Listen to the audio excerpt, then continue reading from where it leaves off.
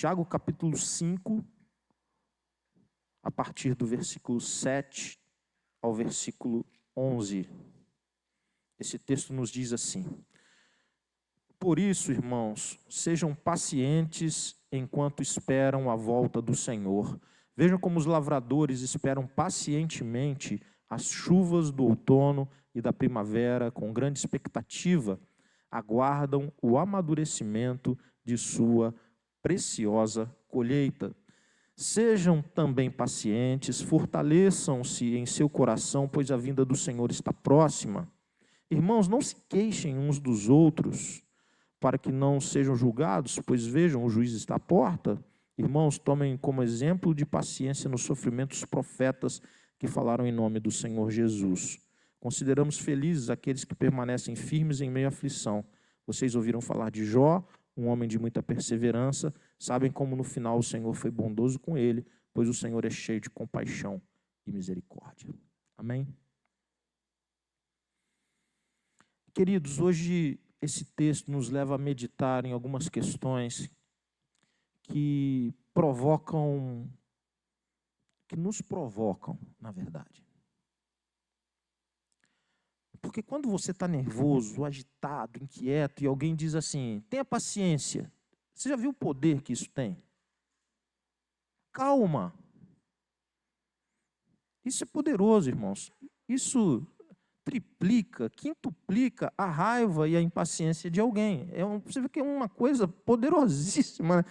E quando normalmente quem diz isso, muitas vezes nem é o alvo da fúria da pessoa, mas imediatamente se torna. A pessoa agora está furiosa com duas criaturas, pelo menos. Aquela já estava antes, e quem falou isso para ela, né? Porque precisa também muita coragem para dizer isso, essa pessoa é corajosa de dizer. Então, para você ver como que isso é poderoso. E o texto começa dizendo o seguinte para nós hoje: não fiquem furiosos com o pastor Carlos, fiquem com o Tiago.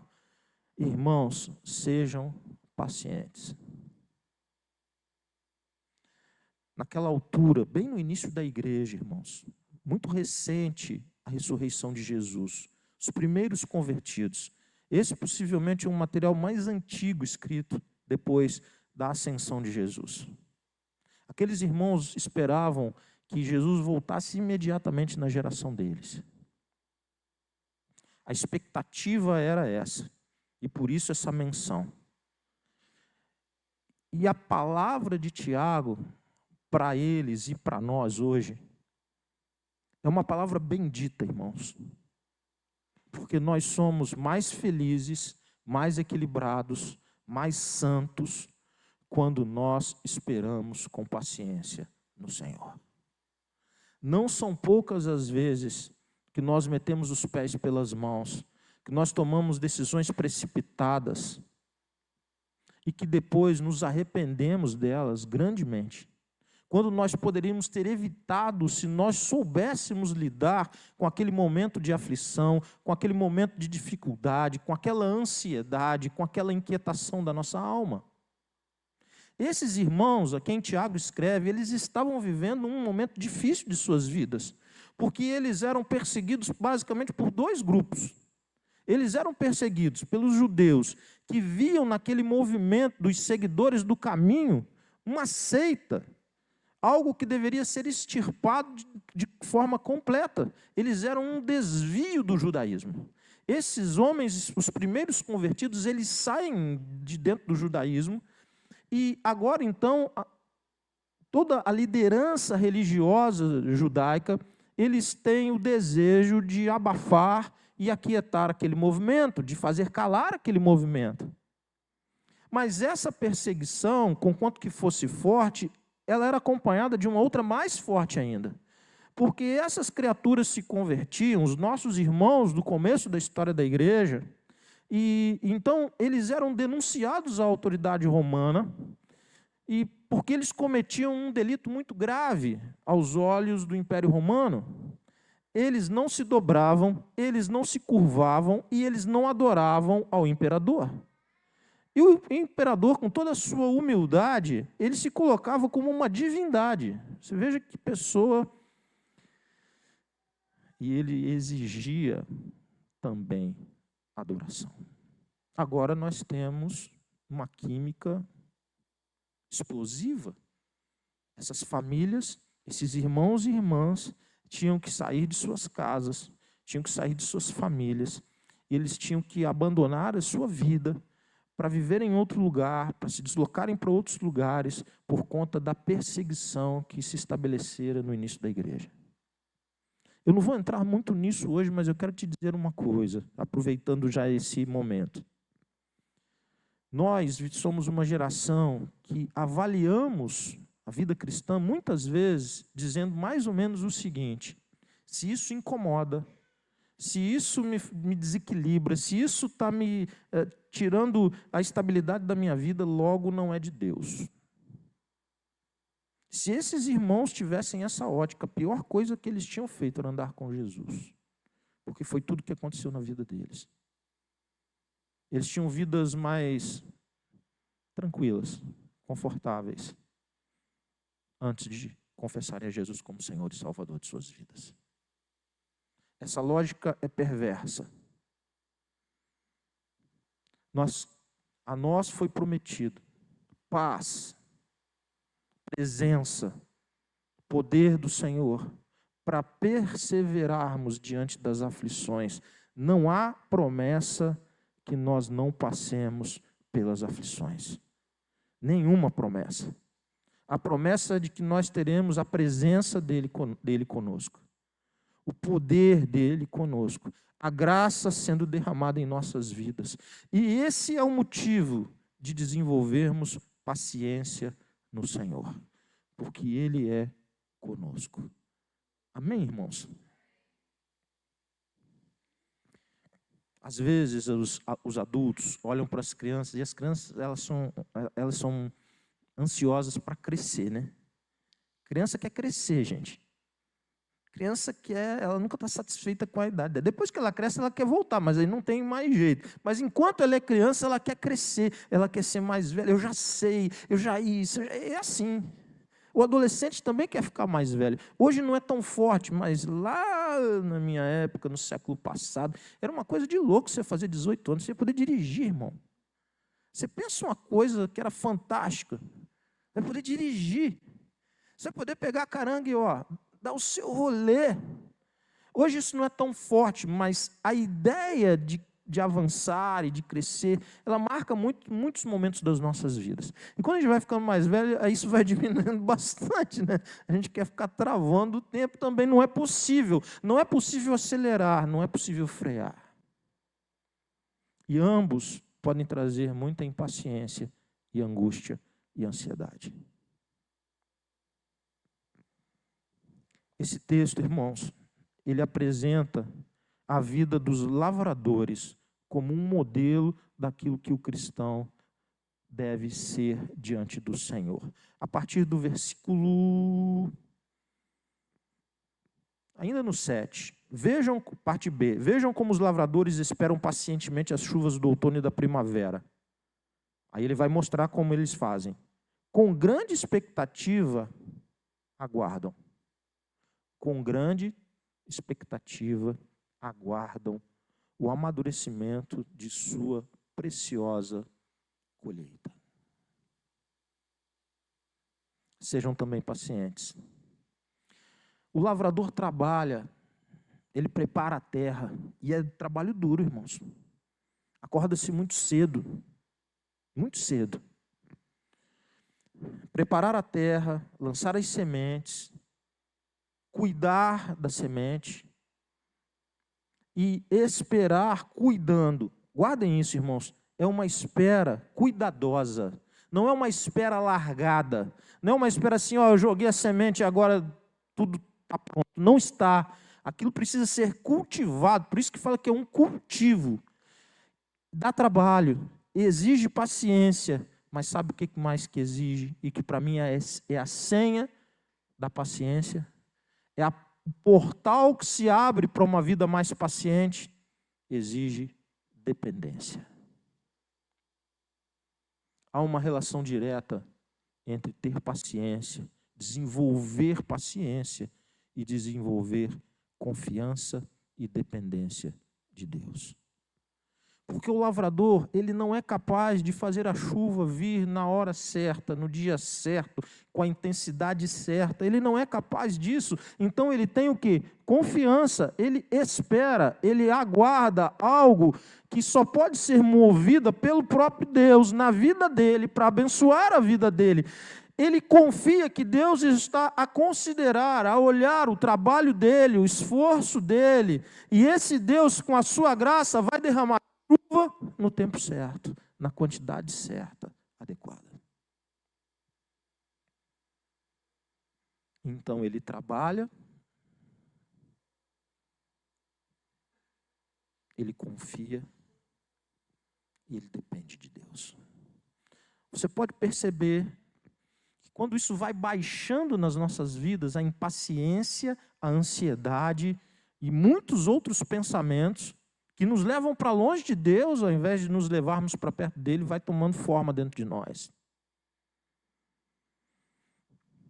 Todas as vezes que nós começamos a duvidar, ao invés de crer que Deus vai cumprir, que Deus vai enviar a chuva no tempo certo, que Deus vai enviar a chuva na quantidade certa, que Ele vai fazer, que Ele está a considerar o seu trabalho, todas as vezes que nós duvidamos disso, nós começamos a entrar num ciclo nocivo, destrutivo para a nossa fé e para a nossa saúde mental. Como é bom aguardar confiantemente em Deus. Como é bom se colocar diante de Deus e suplicar ao Senhor a sua graça sendo derramada sobre as nossas necessidades e confiar na fidelidade desse Deus.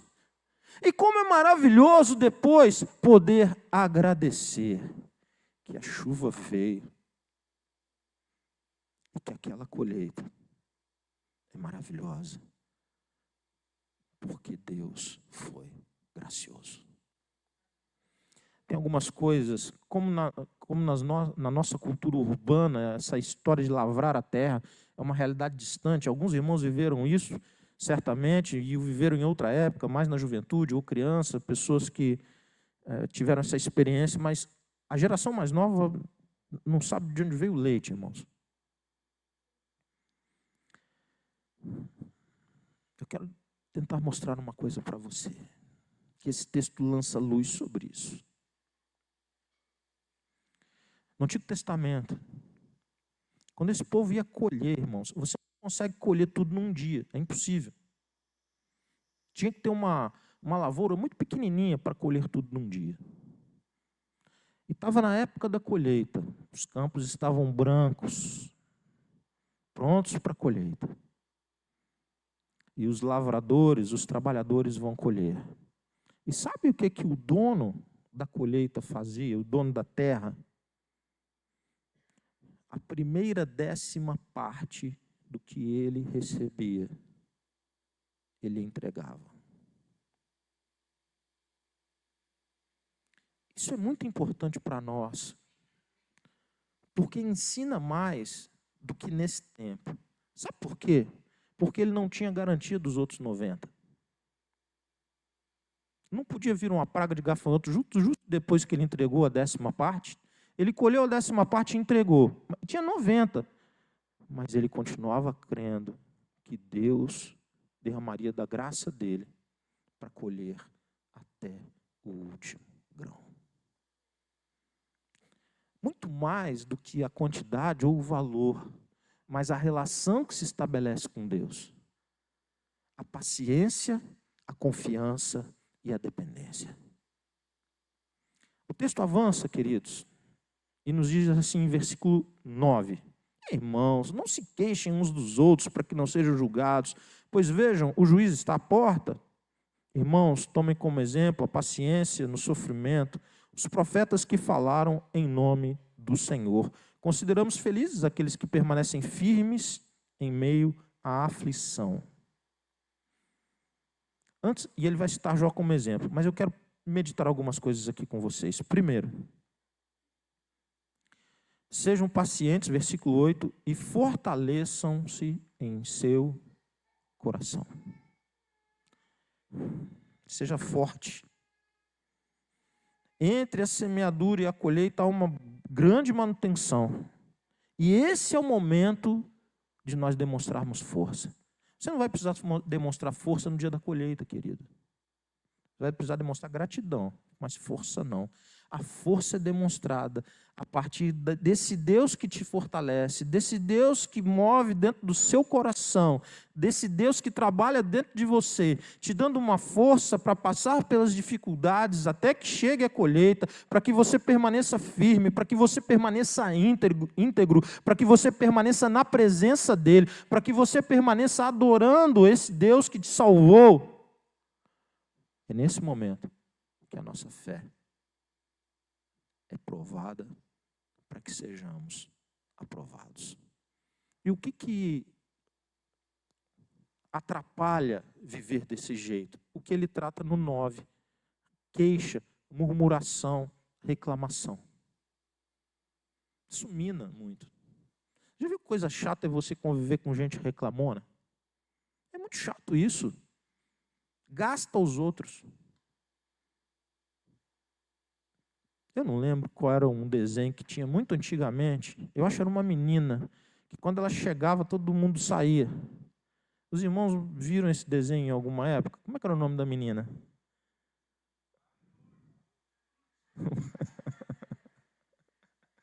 Macho Urso é muito moderninho. E a Macha, ela... Deixa para outra hora, irmãos. Outro dia eu falo... A Felícia, é essa aí. Aí o Doni viu, a Débora viu aí, ó. Esse pessoal mais antigo viu, irmãos. Eu não vi, mas ouvi falar. A Felícia era exatamente essa personagem. A Felícia, ela espantava o bolinho quando ela chegava, sabe? Tem 4, 5 assim, chegou a Felícia espanta o bolinho, irmãos. Eu quero te dizer uma coisa. Pare de murmurar. Pare de abrir a sua boca para reclamar. Porque Deus é fiel. Ele supre as nossas necessidades. Ele perdoa os nossos pecados. Ele sustenta a nossa fé. E nos momentos mais difíceis, Ele nos conduz com a sua mão poderosa. Pare de reclamar. Pare de murmurar. Louve mais. Agradeça mais. Fale dos feitos de Deus. Anuncie a verdade de Deus enquanto você está na sua prova. Porque esse Deus é fiel. Esse Deus cuida dos seus. Ele faz cumprir a sua promessa todos os dias. E aquilo que foi semeado há de ser colhido para a glória dele. Eu quero dar uma palavra muito direta a você que é pai e mãe. Porque essa é a lavoura mais desafiadora de um ser humano. A lavoura mais desafiadora é essa. É o cultivo de todas as sementes que você tem plantado na vida do seu filho, da sua filha, ao longo da vida dele. E em muitos momentos de turbulência, de dificuldade, de lutas, parece que vai dar errado. Parece que não foi suficiente. E aí começam a vir pensamentos destrutivos, nocivos, vontade de reclamar, vontade de murmurar, e a gente perde de Deus de vista. Hoje eu quero dar uma palavra de encorajamento para você. O Senhor Deus poderoso, Ele ama os seus filhos. Ele ama com amor perfeito. Ele tem planos, Ele tem propósito para a vida dos seus filhos. E nenhuma semente que foi lançada vai se perder, vai ser em vão na vida dos seus filhos. Irmãos, isso é sério, irmãos. Não desistam dos seus filhos. Não desistam dos seus sobrinhos, não desistam dos seus netos. Atravessem as provações com o amor do Senhor nos vossos corações, com força que vem do Senhor, em dependência e em esperança. Continuem trabalhando, continuem servindo, continuem educando, continuem amando, continuem perdoando. Sigam firmes. Irmãos, eu fui criado num ambiente da igreja evangélica. Da igreja batista, inclusive. Levado por minha mãe. E eu não me converti nem na infância, nem na adolescência. Isso é difícil para pais e mães cristãos. Quando os filhos vão crescendo, e desde a adolescência e juventude, eles se firmam, isso é uma paz. Inclusive, olha quanto você tem para agradecer. Talvez o seu filho e a sua filha esteja bem firme com Deus. Quanto que já não há para agradecer. Mas a minha mãe não teve essa alegria. Porque com 17 anos, irmãos, eu descabecei. Eu deixei, inclusive, o convívio da igreja. Eu fui lá no gabinete do pastor.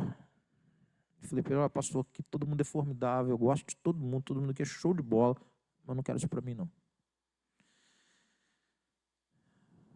Ele falou, que é isso, cara? Não quero, pastor, isso eu não estou falando de... Eu pensei para vir aqui te falar isso. Não precisa ir atrás de mim, não precisa fazer visita, não precisa de nada. Eu gosto de todo mundo aqui, mas eu gosto muito pouco de Deus, eu percebo que todo mundo aqui gosta de Deus, eu não gosto tanto assim, não.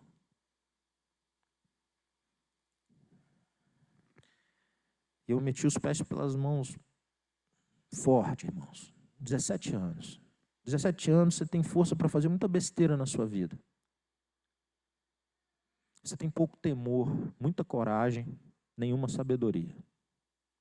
Muita força, nenhuma sabedoria. Uma das bênçãos mais protetoras da vida, para a vida de uma pessoa é passar a adolescência e a juventude na presença de Deus. Porque isso poupa males que podem deixar sequelas para o resto da vida, ou até mesmo ceifar uma vida. Deus foi muito misericordioso com a minha vida, irmãos. Porque tive muitas ocasiões de perder a vida. E Deus me poupou. E com 24 anos, irmãos, há quanto tempo? Eu estava próspero, tinha apartamento, 2 carros, um bom emprego, um bom salário. Eu era um playboy, irmãos. Do cara que nasceu na Coab. Chegava lá ainda, meus pais moravam lá, eu morava lá com eles, no carro da firma. Você sabe o que significa você chegar com o carro da firma com 20 e poucos anos? Era um banco. Todo engomadinho, com óculos Ray-Ban, com o bracinho para fora. Pensou bem? Que tristeza, né? Esse era eu.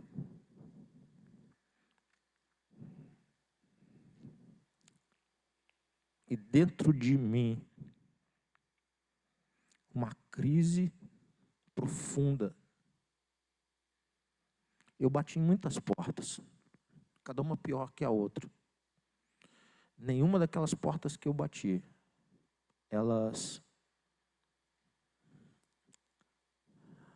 preenchiam ou eram resposta para a minha crise. Todas as vezes que eu passava e uma igreja tinha colocado um outdoor onde você vai passar a vida eterna, era uma pergunta no outdoor, nada mais. Minha crise aumentava. Porque eu conhecia o evangelho e a semente estava toda ali, mas algo havia impedido que ela desabrochasse, rompesse. E uma família de pessoas muito simples. Eu já contei essa história aqui algumas vezes, irmãos, mas me deu vontade de contar hoje como uma ilustração do que eu quero dizer aqui. Muito simples, irmãos. Eles não tinham nenhum carro, eles moravam numa casa muito simples, eles moravam numa casa que quando choveu levou parte da casa deles, matou o cachorro que estava no quintal, eles tinham muito pouco. Mas todas as vezes que eu chegava na casa deles, irmãos, eles tinham algo que eu não tinha. Eles tinham um amor e uma paz que eu queria para mim. E para eu não correr o risco de frustrar mais a minha mãe, eu comecei a ir na igreja deles e não na igreja da minha mãe. Porque eu desconfiava que eu não ia seguir com aquilo. E minha mãe ia ficar empolgada de me ver ir na igreja dela. Então, cuidado, não fique bravo quando o seu filho vai para uma outra igreja. Se ele for para uma outra igreja e você ver os frutos de Deus na vida dele, você glorifica de pé. Deus tem os seus caminhos. E eu comecei a ir nessa igreja deles, irmãos. Ia com eles, e eu saía de lá, ia para o baile. Era uma beleza essa época. Eu acabava de sair do culto e ia para o baile, irmãos. Ficava até depois da meia-noite. No outro dia de manhã eu ia trabalhar, e eu fiquei nessa vida um tempo. E todas as vezes que eu ia àquela igreja, eu sentava mais ou menos onde a Tati, a Sara estão sentadas, que é o banquinho ali, do último banco, né, aqui tradicional. Aquele miserável daquele pastor falava da minha vida inteirinha. E eu comecei a ficar completamente impactado por tudo aquilo. E eu tinha Bíblia, eu tinha sido formado na igreja, só não lia a Bíblia, mas minha Bíblia estava lá. E quando a gente conhece a palavra de Deus e não lê a palavra de Deus, é como se a gente fosse um ateu, né? Porque para o ateu aquilo ali não é nada, ele não vai ler aquilo ali, a gente também não lê, então a gente passa a rotina assim, parece que a gente nem acredita em Deus. E movido por tanta coisa no meu coração, irmãos, eu peguei a minha Bíblia no meu quarto sozinho. E Deus veio estar comigo naquele dia no meu quarto. Eu fui completamente, todas as minhas defesas se romperam. Porque eu abri a palavra e li, e Deus veio ao meu encontro naquele lugar. Eu chorava, irmãos. Diz que homem grande chora fácil, né? A gente viu o Marcos aqui confirmando essa teoria. E eu recebi a Jesus como meu Salvador naquele dia. Tantas vezes, irmãos, tantas e tantas e tantas vezes que eu saía para aprontar. Eu tomava um banho, metia uma beca, passava um perfume, ia para a night. Antes disso, minha mãe e a minha avó, mãe dela, elas estavam de joelhos orando pela minha vida. E eu tenho convicção de que Deus respondeu a oração delas. Os livramentos que eu tive, irmãos, o cuidado que Deus teve com a minha vida, foi porque pessoas não desistiram de orar pela minha vida. Foi porque pessoas continuaram crendo que aquelas tiveram paciência, confiança e dependência para continuarem orando, mesmo quando a circunstância era completamente negativa e desanimadora. Quando eu me batizei, minha avó era viva, mas ela estava cega. Então, do ponto de vista literal, minha avó não viu o meu batismo.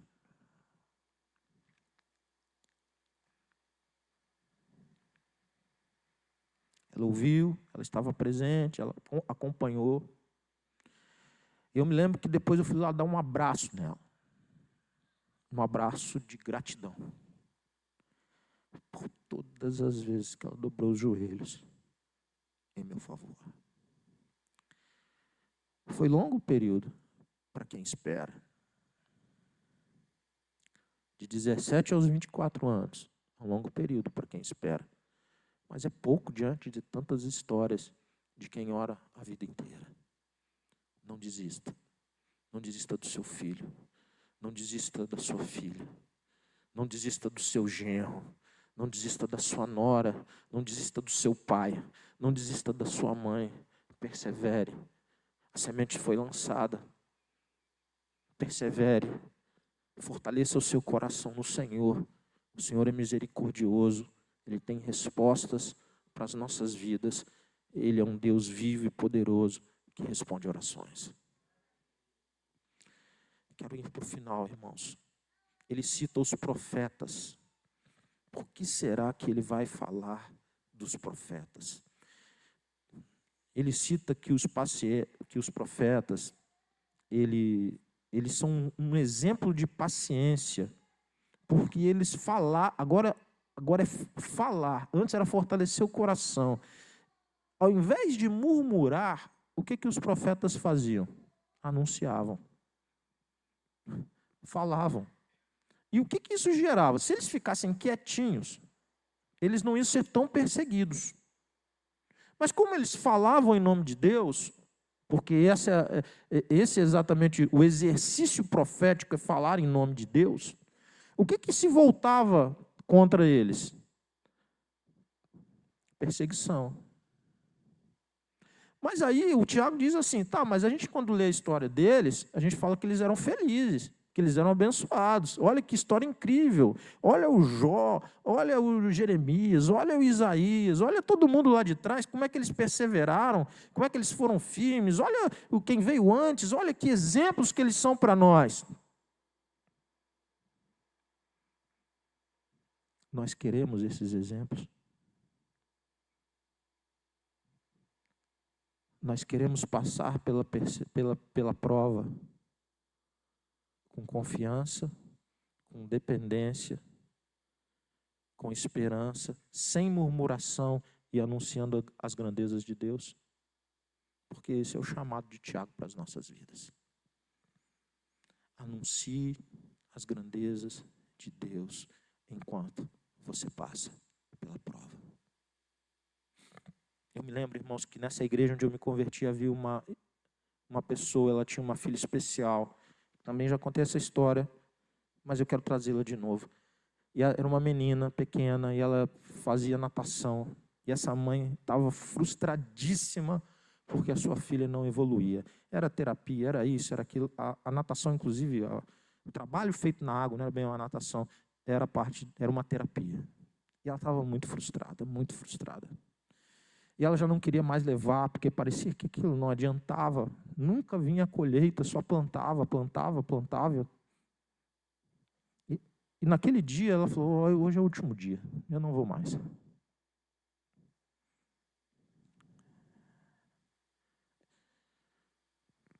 Levou a criança na água, um banco, uma cadeira, um grupo de mães. Nesse dia uma mulher, mãe de uma outra criança, cola do lado dela. Começam a conversar. E essa mulher diz para ela assim, eu tenho observado você, a sua alegria, a sua perseverança, o cuidado que você tem com a sua filha. Eu queria desistir, mas olhando você, Deus inspirou a minha vida.